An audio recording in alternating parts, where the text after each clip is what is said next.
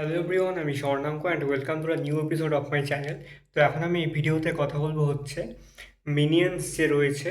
এই বছর মিনিয়ন্সের নতুন সিনেমা এসেছে, মিনিয়ন্স অ্যান্ড মনস্টার্স। এটা মিনিয়ন্স যে ফ্র্যাঞ্চাইজ রয়েছে তার 3 নম্বর ইনস্টলমেন্ট, এবং পুরো যে ডেসপিকেবল মি ফ্র্যাঞ্চাইজটা রয়েছে, যেখানকার প্রিকুয়েল সিরিজ মিনিয়ন্স ফ্র্যাঞ্চাইজটা, সেটার টোটাল হিসাবে 7 নম্বর ফ্র্যাঞ্চাইজ। মানে ডেসপিকেবল মেয়ের 4টে সিনেমা রয়েছে, এটা তিনটে সিনেমা এ পর্যন্ত হয়েছে, তো টোটালি 7 নম্বর সিনেমা পুরো ফ্র্যাঞ্চাইজের মধ্যে।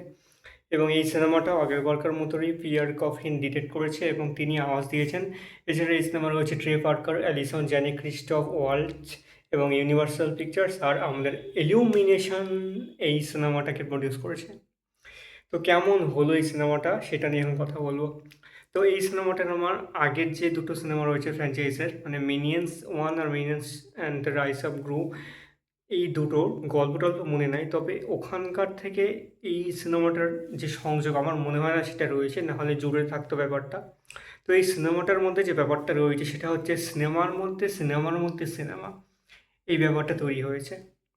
এবং এখানে হলিউড যে পুরনো হলিউড সময় রয়েছে, যে এই সময় সিনেমা তৈরি হতো, যখন কথা মানে অডিও থাকতো না, জাস্ট সিন টিন থাকতো এইসব, তো সেই সময়কার হলিউড পিওর ক্লাসিক্স যে সিনেমাগুলো হতো, ওই সময় মিনিয়েন্স চলে গেছে। এবং ওই সময় মিনিয়েন্স কীভাবে কি সিনেমা তৈরি করেছে কি না করেছে, এবং মনস্টার্স ব্যাপারটা এই সিনেমার মধ্যে কী করে জড়লো, এবং মনস্টার্সের এখানে কী কাহিনী, সেটা নিয়ে পুরো সিনেমাটা।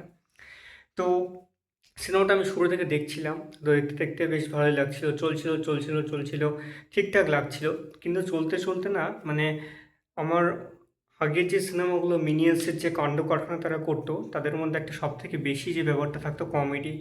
তারা খুব ডাম্ব, এবং তারা মানে বিশাল রকমের বোকা, এবং অনেক ধরনের কাজ করতে পারে। মানে আমরা মানে ভাবতেই পারবো না এরকম ধরনের বোকামিও করা যায়, সেই ধরনের কাজগুলো তারা করতো।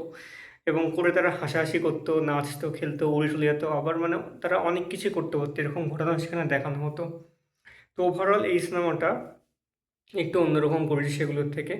এখানে কমেডিটা আমার মনে হয় বড় পর্দায় যদি আমি দেখতাম তাহলে মনে হয় আমার জন্য কাজ করতো।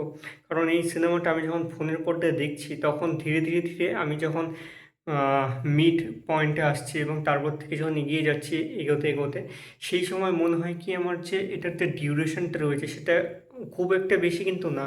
এগুলো সিনেমা নর্মালি খুব একটা বড় হয় না, কিন্তু সেটা মনে হচ্ছিল যেন বড় বড় ভাব, যে এই সময় চলছে, এই জায়গাটা হয়তো বাদ দিতে পারতো, বা এই জায়গাটা আরও ভালো হতে পারতো, এই জিনিসগুলো আমি শুধু ভাবছিলাম টোটালি। তো এখানে মেন যে তিনজন মিনিয়ন আছে, তিনজন মিনিয়ন হেনরি, জেমস আর হচ্ছে ডিক। তো এই তিনজনের মধ্যে ব্যাপারটা চলতে থাকে। হেনরি আর জেমস হচ্ছে দুজন বন্ধু, তারা হচ্ছে সিনেমা টিনেমা নিয়ে বিভিন্ন রকম কথা বলে, গল্প নিয়ে কথা বলে, গল্প টল্প বানায়। এবং তারা প্রথম দিকে নিজেদের একজন বস করছিল, বিগ বস, যে যাদেরকে ওরা সার্ভ করবে। তো সেইটা খুঁজতে প্রচুর ডামাডোল হয়, সেই জায়গাগুলো না বেশ মজার ছিল। তারা যেভাবে সেগুলোকে খোঁজে একজন একজন করে, আর বারবার একজন একজন করে নিজের ডাউনফনেসের জন্য প্রত্যেকে মারা যায় ধীরে ধীরে। এবং সেই সময় জায়গাটা থেকেই মনস্টার্সের ব্যাপারটা জুড়ে যায়। এবং মনস্টার্সের ব্যাপারটা আসে অ্যাকচুয়ালি একটা পয়েন্ট থেকে, যেই সময় থেকে ওরা নিজেরা সিনেমা বানাতে শুরু করে। তো ওভারঅল এখানে যে বিভিন্ন কমেডিগুলো দেখানো হয়েছে, মিনিয়ন্সের যে নিজস্ব ল্যাঙ্গুয়েজ রয়েছে, সেই ল্যাঙ্গুয়েজে তারা যেভাবে কমেডিটাকে উপস্থাপন করতে পেরেছে, সেইটা আমার মনে হয় আগের সিনেমাগুলোতে ভালো ছিল।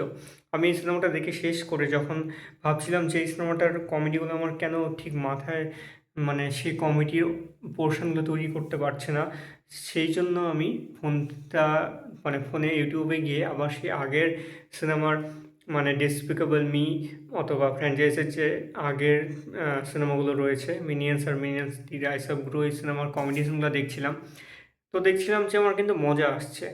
তো এই সিনেমাটা দেখতে গিয়ে কিন্তু আমার সেই মজাটা আসলো না, যে মজাটা আমি আগের সিনেমা দেখে পেয়েছিলাম। তো এই সিনেমাটা আমার মনে হয় আগের সিনেমাগুলোর থেকে সেরকম অতটা ভালো হয়নি, বা আমার মজা লাগবে সেই রকম কিছু আমি পাইনি।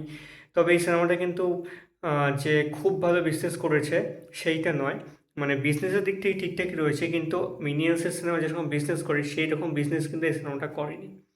তো ওভারঅল আমার কাছে মিনিয়ন্স অ্যান্ড মনস্টার সিনেমাটা একটা ঠিকঠাক মোটামুটি ভালো সিনেমা। এটার কমেডি যেটা রয়েছে সেটা আরও বেশি ভালো হতে পারতো, আরও বেশি দারুণ হতে পারতো, কারণ এই সিনেমাগুলোর কাছ থেকে না, মানে এই যে ক্যারেক্টারগুলো রয়েছে এটা খুব একদম মানে খুব কাল্ট বা এপিক ক্যারেক্টার। মানে এই ক্যারেক্টারগুলোর উপর বহুত কিছু হয়েছে। এই ক্যারেক্টারগুলো নিয়ে মানে বহুত রকম কমেডি করা যায়, কারণ আমরা যা দেখে এসেছি সেগুলোর থেকে বেশি অথবা সেগুলোর মতন কমেডি আশা করি। তবে বড় পর্দায় আমি এর আগে কিছুক্ষণ আগে বললাম যে বড় পর্দায় হয়তো এটা অন্যভাবে আমার কাছে কাজ করতো। ফোনের পর্দায় আমার কাছে সেভাবে কাজ করলো না। আমার মনে হলো এটা আরও বেশি ভালো হতে পারতো। এটার মধ্যে আরও দারুণ দারুণ কিছু জিনিস ঢোকানো যেত। তো সেই ৩ জন বন্ধু, তাদের মধ্যে একসময় আবার সেপারেশন হয়ে যায়। সেপারেশনের পরে তাদেরও কাছে যে মনস্টারগুলো আসে, মনস্টারগুলোর ইভিল রূপ, সেগুলোর সাথে যেভাবে লড়াই করে, সেই জায়গাগুলো কিছু কিছু জায়গায় আমার কমেডি বেশ ভালোই মনে হয়েছে। কিন্তু ওভারঅল ব্যাপারটার মধ্যে আমি মিনিয়ন্স সিনেমাগুলো দেখতে দেখতে প্রত্যেক মানে মিনিটে মিনিটে বা ৫ মিনিট ৭ মিনিট পর পর করে হাসতাম, এমন এমন যে ঘটনা ঘটাতো, সেইটা আমার মনে হয়নি। সেইটা আমার মনে হয় আরও ভালো করা যেতে পারতো। তো ওভারঅল আমি যদি ৫-এর মধ্যে এই সিনেমাটাকে র্যাঙ্ক দিতে মানে রেটিং দিতে চাই, তাহলে দেবো 3.7 থেকে 3.8 অবধি। তোমরা যারা সিনেমাটা দেখেছো তোমাদের কেমন লেগেছে অবশ্যই কমেন্ট করে জানিও। সিনেমাটার গল্প আমার মোটামুটি ভালোই লেগেছে। এই ধরনের কাজ আমরা অনেক দেখেছি এর আগে, এবং গল্পটার মধ্যে যে সেই রকম দারুণ কিছু এপিক ব্যাপার রয়েছে সেরকমও না। তবে ভালো, মোটামুটি ঠিকঠাক একটা ব্যাপার রয়েছে।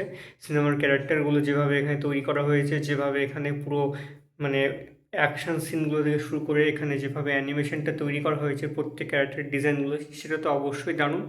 মিনিয়ন্সগুলো তো অবশ্যই দারুণ, তাদের বডি বিল্ড আপ এবং তাদের সেখানে সেরকম করে তারা মানে ডায়লগগুলো বলে তাদের নিজস্ব ভাষা দিয়ে, সেটা কিন্তু বেশ বেশ ভালো। তো ওভারঅল এই ছিল আমার রিভিউ। তোমরা যারা দেখছো তোমাদের কেমন লেগেছে অবশ্যই কমেন্ট করে জানিও। আর আমার এই রিভিউটা ভালো লেগে থাকলে অবশ্যই কমেন্ট করে জানিও। আর আবার দেখা হবে পরের ভিডিওতে। ততক্ষণ পর্যন্ত চ্যানেলটিকে সাবস্ক্রাইব করে স্টে টিউন থাকুন।